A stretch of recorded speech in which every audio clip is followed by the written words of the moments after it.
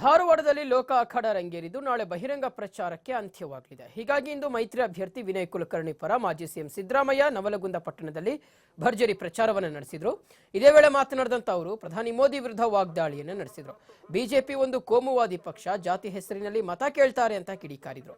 ಅಲ್ಲದೆ ಮೋದಿ ರೈತರ, ಬಡವರ, ದಲಿತರ ಸಮಸ್ಯೆ ಬಗ್ಗೆ ಎಲ್ಲಿಯೂ ಚರ್ಚೆ ಮಾಡಿಲ್ಲ ಅಂತ ವಾಗ್ದಾಳಿಯನ್ನು ನಡೆಸಿದರು.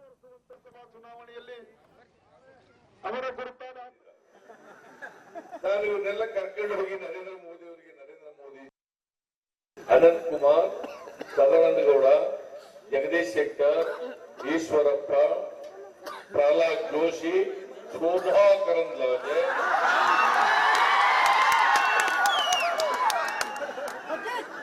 ಆಮೇಲೆ ಜೆಡಿಎಸ್ ನಿಂದ ಎಚ್ ಡಿ ರೇವಣ್ಣ ಬಂದಿದ್ದ.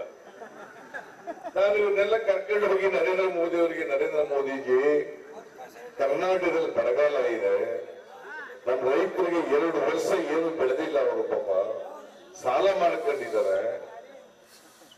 ಅನೇಕ ಜನ ಸಾಲ ಕಟ್ಟಕ್ಕಾಗದೆ ಆತ್ಮಹತ್ಯೆ ಮಾಡ್ಕೊತಾ ಇದ್ದಾರೆ.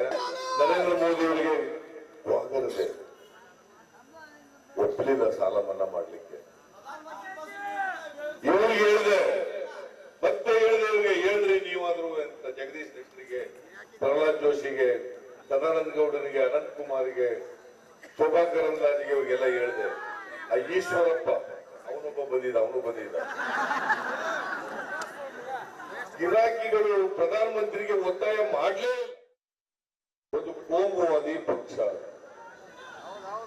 ಜಾತಿ ಹೆಸರಿನಲ್ಲಿ, ಧರ್ಮದ ಹೆಸರಿನಲ್ಲಿ ವೋಟ್ ಕೇಳೋರು. ಜನರ ಅಭಿವೃದ್ಧಿ ಬಗ್ಗೆ ಆಗಲಿ, ಜನರ ಸಮಸ್ಯೆಗಳ ಬಗ್ಗೆ ಆಗಲಿ ಯಾವತ್ತೂ ಚರ್ಚೆ ಮಾಡಲ್ಲ. ಈಗ ನರೇಂದ್ರ ಮೋದಿ ಅವರು 5 ವರ್ಷ ಪ್ರಧಾನಮಂತ್ರಿ ಆಗಿದ್ದಾರೆ. ಎಲ್ಲಿಯಾದರೂ ಕೂಡ ಅವರು ಕರ್ನಾಟಕದ ಸಮಸ್ಯೆಗಳ ಬಗ್ಗೆ ಆಗಲಿ, ದೇಶದ ರೈತರ ಸಮಸ್ಯೆಗಳ ಬಗ್ಗೆ ಆಗಲಿ, ಬಡವರ ಸಮಸ್ಯೆಗಳ ಬಗ್ಗೆ ಆಗಲಿ, ದಲಿತರ ಸಮಸ್ಯೆಗಳ ಬಗ್ಗೆ ಆಗಲಿ ಎಲ್ಲೂ ಚರ್ಚೆ ಮಾಡಲ್ಲ.